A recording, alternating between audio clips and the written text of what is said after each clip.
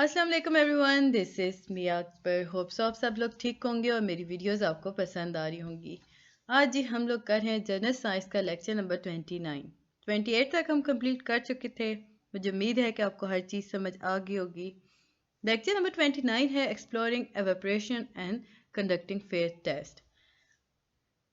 Lecture number 25 से onward आपके जितने भी लेक्चर्स आ रहे हैं ये आपके एक्सपेरिमेंट बेसिस लेक्चर हैं। इनमें आप लोगों के लॉन्ग क्वेश्चन बहुत कम आते हैं, एमसीक्यूज और शॉर्ट ज़्यादा आ रहे होते हैं। मुझे उम्मीद है कि मैं जो पॉइंट्स आपको बता रही होती हूँ वो आपके उनका कॉन्सेप्ट आपके दिमाग में क्लियर हो रहा होगा। सबसे पहले हमारे पास आता है जी स्टेजेस, इंक्वायरी की स्टेजेस। क्वेश्चन अगर आपके पास आता है जी कितनी स्टेजेस हैं इंक्वायरी की, तो आप याद रखिएगा 4 स्टेजेस होती हैं इंक्वायरी की। अब वो 4 कौन कौन सी स्टेजेस हैं? फर्स्ट वन है ट्रेडिशनल, कुक बुक साइंस और कंफर्मेंट्री इंक्वायरी। अब इसमें होता क्या है? इसकी ये जो कैसी किस्म है इंक्वायरी की जिसमें स्टूडेंट्स जो होते हैं ना, जो प्रीवियसली लर्न मटेरियल होता है उसे कंफर्म करते हैं, यानी कि उनके दिमाग में जितना भी चीज़ें स्टोर होती हैं ना वो उन्हें रिकॉल कर रहे होते हैं बेसिकली। एक उनके पास एक्सपेरिमेंट आया, उसने देखा, उन्होंने पढ़ा हुआ था उसके बारे में, वो सारी नॉलेज जो उनके पास महफूज थी दिमाग के अंदर उसे उन्होंने यूटिलाइज किया, उसके कंक्लूजन निकाला। अब जो इंफॉर्मेशन यूज़ की गई उसके कंक्लूजन के लिए उसे हम लाते हैं जी ट्रेडिशनल कुक बुक साइंस और कंफर्मेंट्री इंक्वायरी के अंदर। इसके बाद जी स्टेज नंबर 2 है स्ट्रक्चर्ड इंक्वायरी। अब स्ट्रक्चर्ड इंक्वायरी में क्या होता है? देखिए स्ट्रक्चर्ड इंक्वायरी में होता कुछ यूँ है कि स्टूडेंट्स को टीचर क्वेश्चन प्रोवाइड करती हैं और प्रोसीजर बताती हैं। लेकिन जब वो टीचर बता रही होती हैं कि भाई आपने किस तरह कंक्लूजन लाना है पूरा प्रोसीजर, बट इस प्रोसीजर के अंदर जो स्टूडेंट्स होते हैं ना वो अपना डेटा अपने ओन पे कलेक्ट कर रहे होते हैं, यानी कि उस एक्सपेरिमेंट के अकॉर्डिंग जितना भी डेटा होगा वो अपने ओन पे कलेक्ट कर रहे होंगे। सिर्फ उन्हें पता है कि इन स्टेप्स पे अमल करके हम इस डेटा को, इस कंक्लूजन को हासिल कर सकते हैं। और याद रखिएगा इसके अंदर जो होता है ना कंक्लूजन, वो हमारे पास एविडेंस बेस होता है। ट्रेडिशनल कुक बुक साइंस के अंदर हम एविडेंस नहीं प्रोवाइड कर रहे होते, हम डायरेक्ट कंक्लूजन बता रहे होते हैं, कंक्लूड कर रहे होते हैं।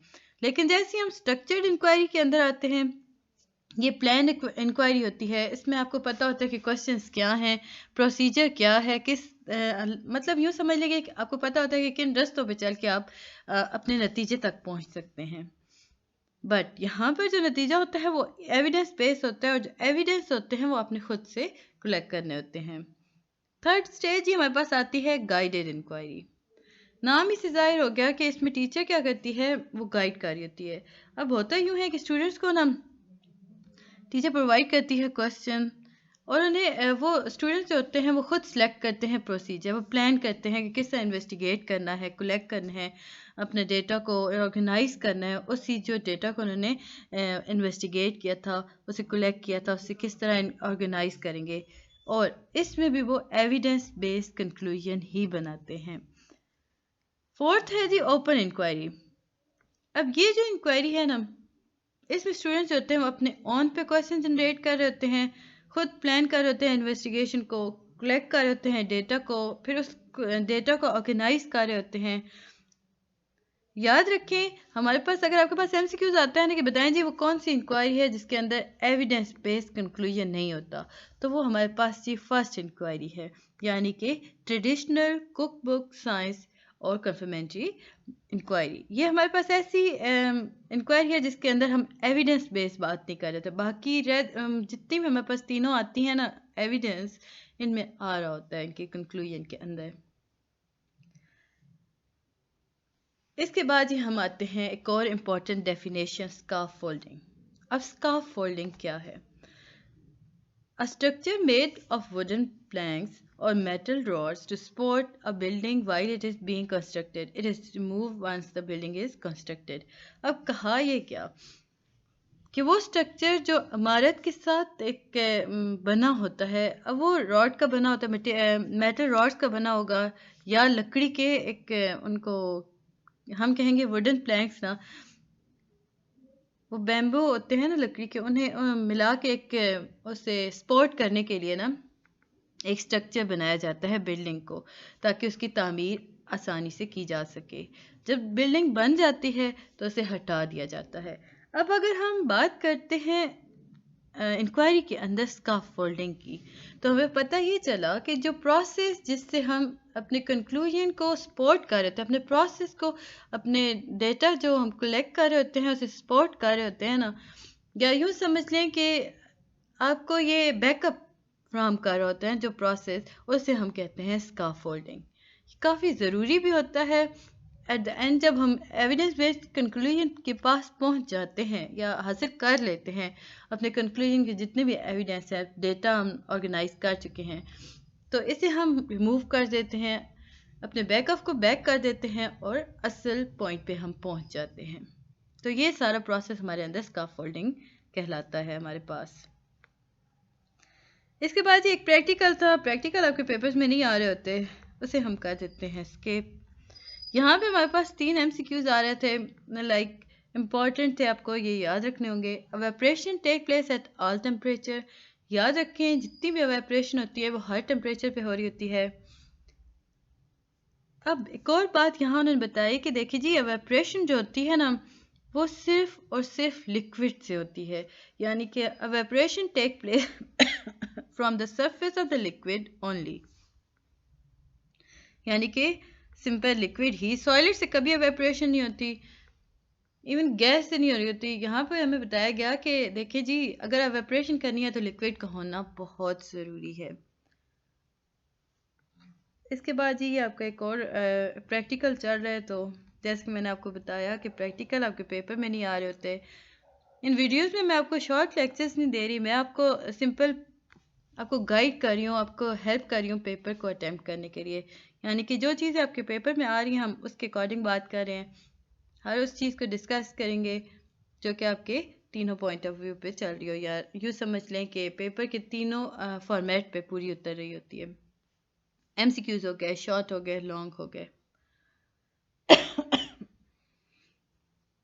मुझे उम्मीद है कि आपको मेरी वीडियो पसंद आ रही होगी। काइंडली मेरे चैनल को लाइक और सब्सक्राइब ज़रूर कर दीजिएगा। सॉरी, वो मेरे गला थोड़ा सा और है। वीडियो पसंद आती है तो कमेंट भी कीजिएगा, बेल आइकन का मस्ट प्रेस कीजिएगा ताकि आने वाली वीडियोस के नोटिफिकेशन आपको मिल सकें। इसके बाद हमारे पास एक टॉपिक आता है एक्सप्लोरिंग एवेपोरेशन। ये इंपॉर्टेंट था, इसे हम देख लेते हैं। Changing from a liquid to gas at the surface of liquid at all temperature is called evaporation. Question आता है जी, व्हाट इज एवेपोरेशन? एवेपोरेशन क्या है? हम इसकी डेफिनेशन देंगे कि लिक्विड से गैस की तरफ जाते हुए जब हम टेम्परेचर प्रोवाइड कर रहे हैं किसी चीज़ को, लिक्विड को बेसिकली, तो वो जो प्रोसेस जो वो कन्वर्ट हो रहा है गैस की तरफ, तो जो गैस की तरफ जाते हुए हमारे पास आते हैं ना, हम उन्हें कहेंगे भाप बन रही होती है ना, वो कहलाती है एवेपोरेशन। बहुत अगर इसे हम सिंपल कर दें तो हम कहेंगे वो पार्टिकल्स जिन जो लिक्विड से गैस की तरफ ट्रांसफॉर्म हो रहे होते हैं ना, जब वो एक दूसरे से रिएक्ट कर रहे होते हैं ना, जो एनर्जी प्रोड्यूस हो रही होती है, that is called evaporation. The particle also called molecule of water are constantly moving. यही बात जो मैंने अभी आपको बताई कि होता कुछ इस तरह है कि जो पार्टिकल्स होते हैं ना वाटर के अंदर, जिन्हें हम मॉलिक्यूल्स कह रहे होते हैं, वो मूव कर रहे होते हैं। जितनी जल्दी वो मूव करेंगे ना, जितना ज़्यादा वो मूव करेंगे ना जल्दी, वो उतनी ही ज़्यादा जल्दी वाटर से एयर की तरफ मूव हो जाएंगे, यानी कि वो पानी को छोड़ के हवा में मिक्स हो जाते हैं। Heat is observe when a solution turn into liquid और लिक्विड टर्न इनटू गैस। अगर आपके पास आता है ना MCQs के fill in the blank when a solid turn into a liquid और a liquid turn into gas, तो याद रखें हमेशा हीट ही इसमें यूटिलाइज हो रही होती है। इसके बाद जी हम लोग देख लेते हैं अगला इम्पोर्टेंट टॉपिक हमारे पास आ रहा है जी 29। तो हम ख़त्म कर चुके हैं, ये था लेक्चर नंबर 29। अब हम चलते हैं 30 की तरफ। इस वीडियो में मैं कोशिश करूंगी कि आपके 31, 32 तक हो जाए ताकि आपका पेपर अच्छे से हो जाए। बाकी इसमें इतना मतलब डिफ़िकल्ट कुछ भी नहीं है, एविडेंस बेस सारा चल रहा है। आपके हर लेक्चर में से, क्योंकि ये एक्सपेरिमेंट बेस्ड है, तो इसमें आपके बहुत कम आते हैं क्वेश्चंस, और जो आ रहे हैं उन्हें हम डिस्कस करते जा रहे हैं। मुझे उम्मीद है कि आपको सारा समझ आ रहा होगा। साइंस क्या है? Science is about developing the skills. Children जो होते हैं वो डेवलप करते हैं अपनी कम्युनिकेशन स्किल्स। अब वो अपनी कम्युनिकेशन स्किल्स को कैसे डेवलप कर सकते हैं? हमेशा चिल्ड्रन जब भी डेवलप करेंगे ना अपनी कम्युनिकेशन स्किल्स को, वो प्रेजेंटेशन के थ्रू कर रहे होते हैं। अब जब एक बच्चा प्रेजेंट कर रहा है कोई चीज़, तो उसमें हमारे पास दो चीज़ें आ रही होती हैं। एक तो उनकी कम्युनिकेशन स्किल्स हो रही होती हैं, इम्प्रूव हो रही होती हैं, और सेकंड जो हो रहा होता है उनके हेयरिंग स्किल्स भी काफ़ी ज़्यादा बेहतर हो रही होती हैं। तो हम यही बात यहाँ पे कहेंगे कि a culture of hearing is also important in presentation. तो ये था लेक्चर नंबर 30 में हमारे पास सिंपल 2-3 ही लाइंस थी। अब हम जी 31 की तरफ बढ़ रहे हैं। काइंडली गाइज अपने फ्रेंड्स से भी मेरे चैनल को शेयर किया करें, उन ताकि उनकी भी हेल्प हो सके, और उन्हें कहिएगा कि मेरे चैनल को लाइक और सब्सक्राइब भी कर दें। 31 में हमारे पास एक एक्सपेरिमेंट है। तो जैसे कि मैंने पहले कहा कि एक्सपेरिमेंट नहीं आ रहे होते हैं। अच्छा, आप लोग बार बार एक बात पूछ रहे होते हो कि जो हाईलाइट किए हैं वही इंपॉर्टेंट है, बाकी नहीं पढ़े। देखें, जो चीज़ मैं हाईलाइट करती हूँ वही इंपॉर्टेंट होता है, बाकी आप स्किप कर सकते हो, बाकी कुछ भी नहीं होता उसमें। पेपर आपका बहुत इजी बन रहा होता है, कॉन्सेप्ट बेस्ड बात हो रही होती है। तो जितनी चीज़ें कॉन्सेप्ट बेस्ड हो रही होती हैं वो मैं आपको बता देती हूँ। बाकी इस तरह होता है कि आगे पीछे ऐसी घुमा के वो लोग बातें कर रहे होते हैं, तो वो इतनी इंपॉर्टेंट नहीं होती। आपके पेपर्स में सर्च कर रही होती हूँ, उनके अकॉर्डिंग मैं आपकी वीडियोस बना रही होती हूँ। 31 में हमारे पास कुछ भी इम्पोर्टेंट नहीं था, तो डायरेक्ट हम लेक्चर नंबर 32 की तरफ बढ़ गए। 32 के अंदर हमारे पास जी दोबारा ऐसा कुछ आ नहीं रहा कि हिस्ट्री ऑफ ऑब्जेक्ट हम लोग देख लेते हैं। मैं नेक्स्ट ऐसे करूँगी कि आपकी अगली जो वीडियो आएगी हम लोग सिंपल पेजेस में मेंशन कर लूँगी, डायरेक्ट पेजेस पे जाएंगे। इस तरह मतलब स्क्रॉल डाउन करने से ज़रा टाइम लग रहा है आप लोग का।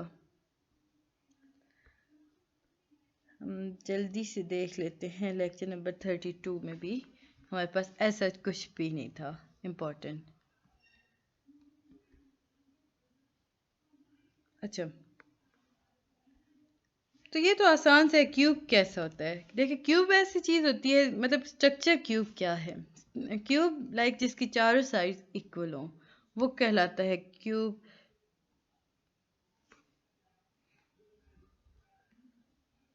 इसके बाद हम देख लेते हैं जल्दी से। सॉरी, मेरा वो आज गला ज़रा थोड़ा सा प्रॉब्लम क्रिएट कर रहा है। अच्छा, अगर आपके पास आता है ना ये मतलब 2010 के पेपर में था, बाकी इसमें इतना कुछ नहीं था। काफ़ी किसी की लक चल रही हो तो ये क्वेश्चन आ जाता है, अदरवाइज नहीं आ रहा होता।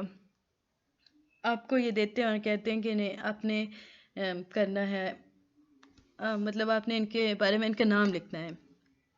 अगर आपके पास ऐसा आ रहा है ना, मतलब पेंसिल की आपने लिखनी है हिस्ट्री, ठीक है जी, फाउंटेन पेन की। बेसिकली सबसे पहले क्या था, कि पेन था, इंक पॉट हुआ करती थी। आहिस्ता आहिस्ता उसने थोड़ा फर्दर डेवलपमेंट उसके अंदर आई, वो चेंजेस होना शुरू हो गई। मुख्तलिफ स्टेप से गुजरते गुजरते वो जो इंक थी ना वो पेन के अंदर आ गई। पहले हम इंक पॉट लिया करते थे, फिर उसके बाद जी वो उस पेन के अंदर डालने की उसकी बाकी उन्होंने एक स्पेस बना दी, एक जगह प्रोवाइड कर दी। इस तरह आज जो हमारे पास पेन आता है ना, फाउंटेन पेन, वो उस शेप में आ गया।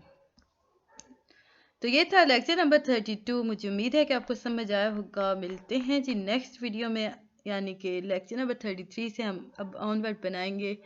मिलते हैं जी नेक्स्ट वीडियो में, तब तक के लिए अल्लाह हाफिज़।